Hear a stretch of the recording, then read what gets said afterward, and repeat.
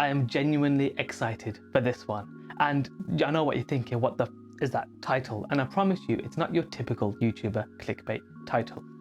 Let me introduce Olivier Boscagli. I'm sure you'd agree that's an Italian-sounding name. Boscagli, I mean, you'd assume his nonna makes a banging pasta. He's a Frenchman born in Monaco and has represented France at the youth level. Boscagli plays for PSV in the Dutch league and helped deliver their first title in 7 years, playing as a left-sided centre-back. So who is the Englishman that he plays like? Well, he's a Trent Alexander Arnold regen, despite being a year older. Trent is known as a defensive liability, supposedly unable to defend in one-on-one situations. Yet, he's also known as a generational talent because of his ability to pass on the ball. The new term on the block is quarterback, and Boscagli is the same, if not more rounded. With nearly every team preferring a left-sided centre-back who can pass, he will soon be on the move, especially as he's going into the last year of his contract.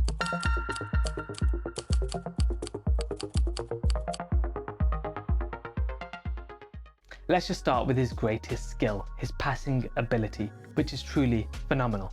Boscagli completed 291 long passes, the most in Europe. He completed 436 passes into the opposition half, the most in Europe, and he completed 398 passes into the final third. You guessed it, the most in Europe. And these aren't stats compared to other centre-backs, they're across all players, in all positions, in the top 7 leagues. You don't rack up numbers like this without being an incredible passer with a wide range of passing in your arsenal. So let's have a look at the types of passes he makes. So the first pass is over the top and down the line, possibly his best and most favoured pass into the half space and into the path of the left winger or the overlapping fullback, Serginho Dest. It's a pass that can instantly get the opposition onto the back foot. The second pass is into the midfield and between the lines.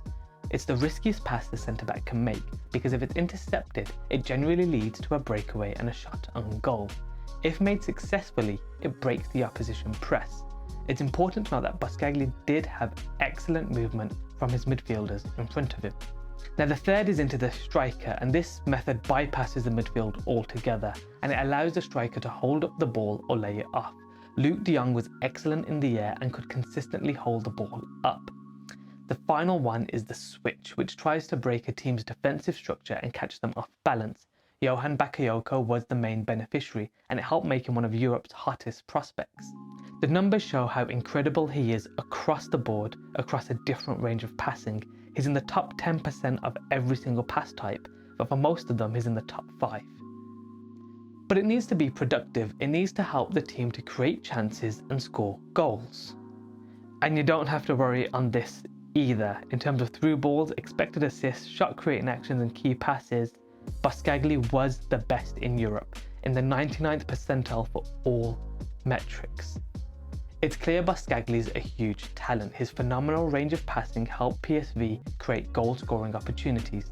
Now he finished the league with 4 assists, but an expected assist of 7.15. That would have put him second in the Premier League behind Kieran Trippier.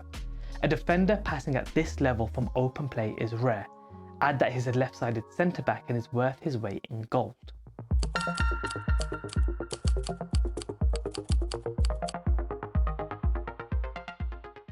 Passing is the best part of Boscagli's game, but he also has a bit of John Stones sprinkled into him. Stones may be one of my favourite defenders on the ball because he can shift his body with a feint or take a lovely first touch to beat his man and then stride forward with the ball. Boscagli has that same skill and confidence on the ball and is invaluable. It's one of the most underrated skills for a centre-back to possess. As more and more teams begin to press, the ability to break that and stride in midfield allows you to exploit teams because of the space they leave behind. Boscagli can do that. He's got that silkiness to his game to evade strikers and carry the ball forward. Again, the stats show that he's one of the best to do this in Europe. The numbers are phenomenal. Even that successful take-on rate, he sits in the 80th percentile, but it's still very good. The total carrying distance and the progressive carrying distance show how much the team rely on him to do that. We already know what he can do once he beats his man and looks for a pass. However, we've got to discuss a few caveats when evaluating Boscagli, the system he played in, his centre-back partner, and the league.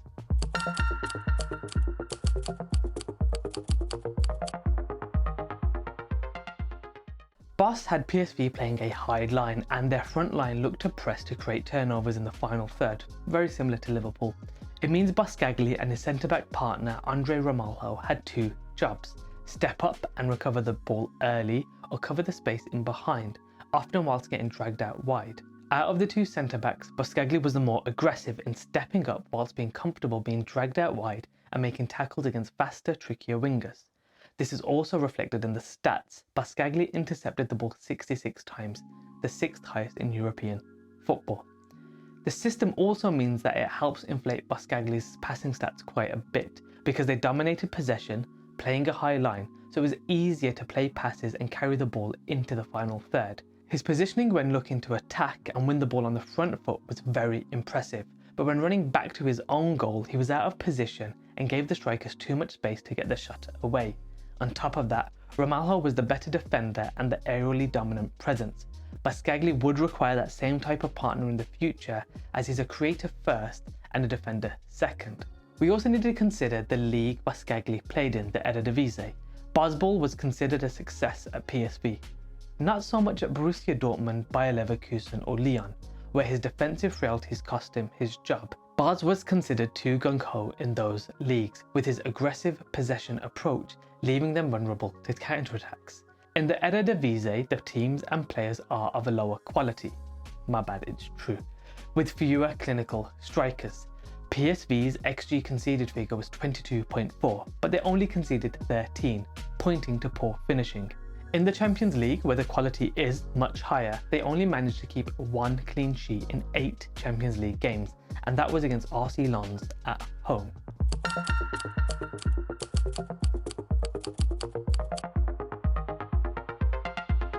Boscagli can most definitely play for one of the Premier League's big boys. In a possession-based system, playing at left back would allow him to create from further up the field and cover for some of those defensive frailties.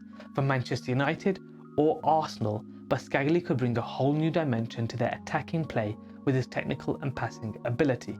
For those mid-table Premier League teams fighting for those coveted European places, Boscagli is perfect and exactly what they need to get over the line.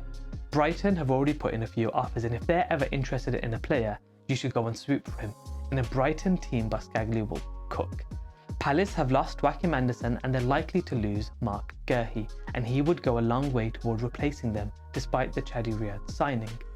Newcastle, one of the teams linked to Guehi, could use Boscagli, especially considering Botman's injury record and Fabian Schär's age and contract situation, and his propensity to demonstrate his Zinedine Zidane impression. Fulham lost Hossein Adebayor to Chelsea, but they have signed Anderson, yet Boscagli could thrive under Marco Silva and next to Calvin Bassey. Forest have lost Murillo, maybe for the season with a broken ankle, so Forest need that new star defender or they may face a very real threat of relegation. You can also include teams like Brentford or Everton, teams that play a low block but need precise long-range passing to launch counterattacks. Whoever gets him will get him for cheap, as he's entering the final year of his contract, but whoever has him won't have him for long, because once he showcases his passing and carrying ability, a bigger club will definitely come in and pay double for him. I can't wait to see where he ends up.